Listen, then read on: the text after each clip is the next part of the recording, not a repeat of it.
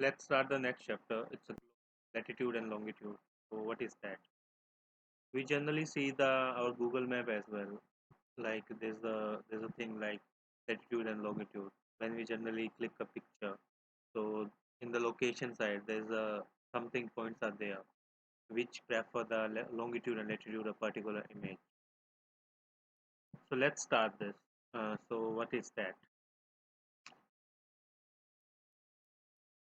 So you're seeing this in the right side. This is a globe. This is a globe. So it's a true model of globe. We can say that the miniature of the Earth. And globe may be different size, which can be big or the small one, pocket size as well. Apart from that, if we notice that needle is fixed through a globe in a titled manner, like this is a needle. This is fixed through the globe in a titled manner, and which is called axis. So these are the axes. These are the particular axes of a globe.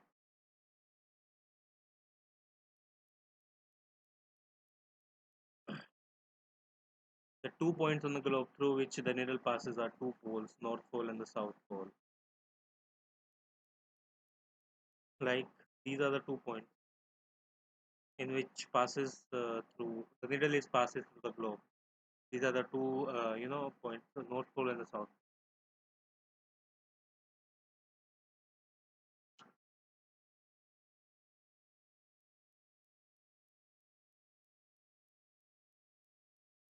The globe may be around this needle from west to east, just so the real Earth has such a needle. It moves around the axis. Imagine. Another imaginary line running on the globe divided into the two equal parts. This is known as equator. Another imaginary line running on the globe divide it into the two equal parts. This line is called equator. So this line is called equator. Northern half of the earth is known as northern hemisphere and the southern half of the earth is known as southern hemisphere. They are both equal halves. So this is the north pole, upper one. The down one is the south pole. This is the equator here. The equator is a imaginary circular line. It is very important reference point to locate the places on earth.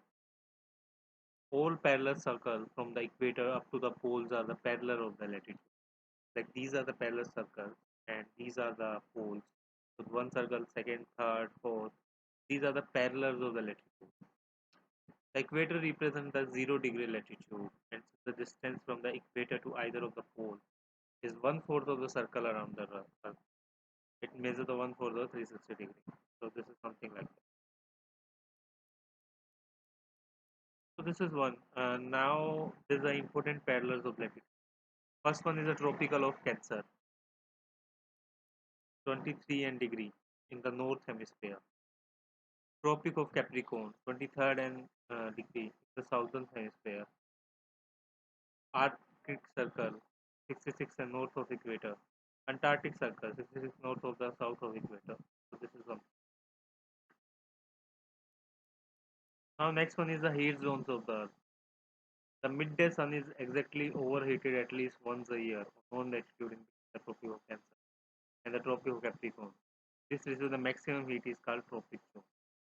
So there's a paper, there's a torch, and torch is the torch light falling on the straight surface is bright and cover a smaller area. This area will be heated and we called as a torrid zone, heated zone of the Earth. The midway sun near the shines overheat overheat on any latitude beyond the tropic of Cancer or tropic of Capricorn. These are temperate zones. A north pole in the northern hemisphere and the Antarctica Circle and the south pole in the southern hemisphere are very cold because of the sun does not rise much above the horizon. The rays are always slanting. These are therefore called the frigid zone. To fix the position of place, and it is necessary to know something more than latitude of that place. You can see, for example, usually parallel of that latitude, all meridians are of the equal length. Like these are the meridians, and these are of the equal length. It is difficult to a number of meridians. All countries decided that count should begin from the meridian which passed through the Greenwich, where the British Royal Observatory is located. The meridian is called prime meridian. So this is the North Pole, South Pole, or the middle of that is the prime meridian. This one is the equator. This line is the equator.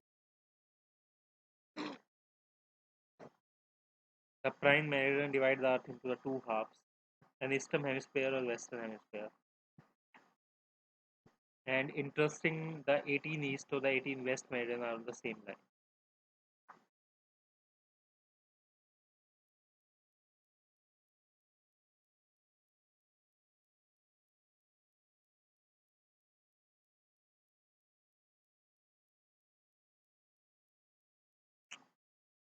Next, why do we have a standard time?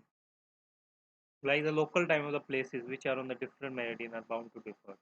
For example, it would be difficult to prepare a timetable for the trains which cross the several longitude. Like there's a different longitude in the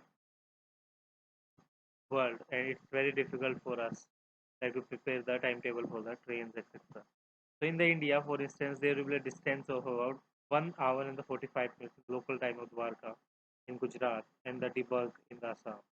It is therefore necessary to adopt the local time of the same central meridian of country as the standard time for country. In India, longitude of 82 Celsius E is treated as a standard meridian.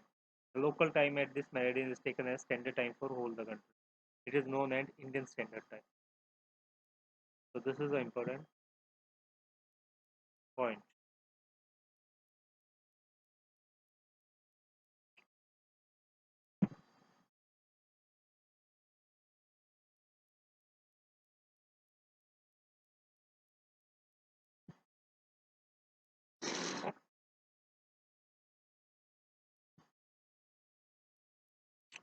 Let's take example for that. Kabir lives in a small town near the Bhopal. He tells his friend Alok that they will not able to sleep tonight.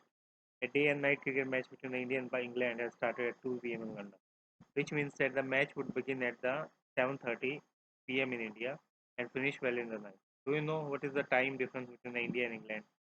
India is located the east of Greenwich.